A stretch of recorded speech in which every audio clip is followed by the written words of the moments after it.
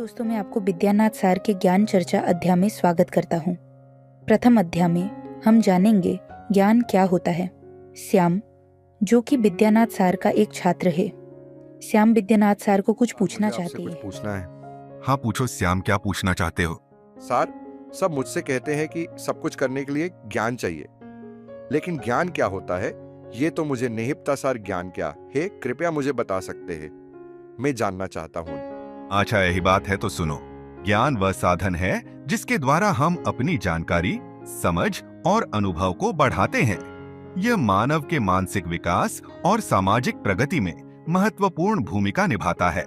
ज्ञान का अधिग्रहण विभिन्न रूपों में होता है, जैसे शारीरिक अनुभव, बौद्धिक प्रक्रिया और शिक्षा के माध्यम से। ज्ञान न केवल तथ्यात्मक जानकारी प्रदान करता है, बल्कि यह हमें अपने विचारों और कार्यों को सही दिशा देने में मदद करता है।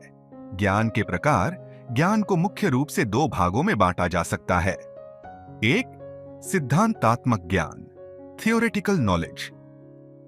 यह वह ज्ञान है जो विचारों, सिद्धांतों और अवधारणाओं के आधार पर होता है। यह हमारी सोच और समझ को विस्तृत करता है। उदाहरण के तौर पर गणित, विज्ञान और दर्शन शास्त्र के सिद्धांत सिद्धांतात्मक ज्ञान के अंतर्गत आते हैं। 2, प्रायोगिक ज्ञान, प्रैक्टिकल नॉलेज।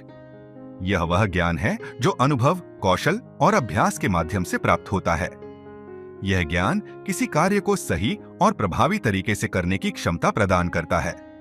जैसे डॉक्टर की चिकित्सा विधियां, इंजीनियर की निर्माण तकनीकें और शिल्पकार के कौशल इस श्रेणी में आते हैं।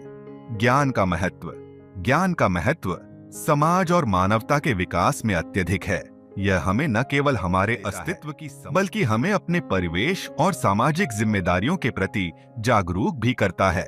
ज्ञान की सहायता से हम जीवन के विभिन्न पहलुओं को समझ सकते हैं, समस्याओं का समाधान कर सकते हैं और अपने आत्म विकास की दिशा तय कर सकते हैं। एक, व्यक्तिगत विकास। ज्ञान व्यक्ति के मानसिक और बौद्धिक विकास में सहायक होता है। यह हमारी सोच को विस्तृत करता है, जिससे हम अधिक सूझबूझ के साथ फैसले ले सकते हैं। 2, समाज में सुधार। ज्ञान समाज के प्रत्येक व्यक्ति को बेहतर निर्णय लेने की क्षमता प्रदान करता है।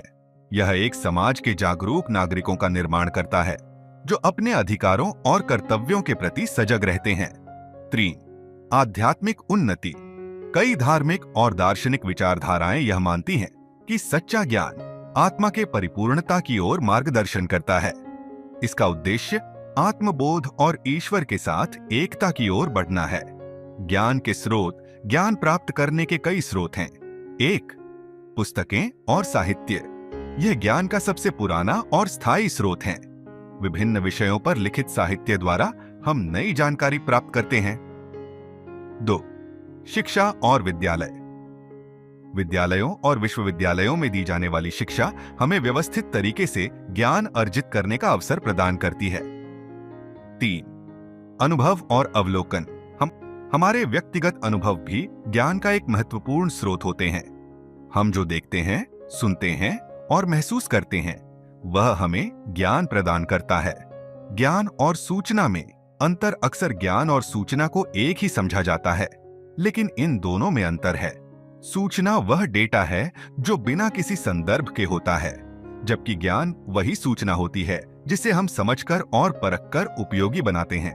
ज्ञान में हमारी सोच और समझ का गहरा प्रभाव होता है, जबकि सूचना केवल तथ्यों या आंकड़ों तक सीमित रहती है। निष्कर्ष, ज्ञान मानवता के लिए एक अमूल्य धरोहर है। यह हमारी सोच, समझ और कार्यों को प्रभावित करता है, चाहे वह किसी वैज्ञानिक आविष्कार के रूप में हो, सामाजिक सुधारों में हो या व्यक्तिगत विकास के रूप में हो। ज्ञान का महत्व कभी कम नहीं होता। जीवन के प्रत्येक पहलू में ज्ञान का समावेश आवश्यक है, क्योंकि यह हमें न केवल समस्याओं को हल करने की शक्ति देता है, बल्कि जीवन को अर्थपूर्ण और सफल बनाने का मार्ग भी प्रशस्त करता है।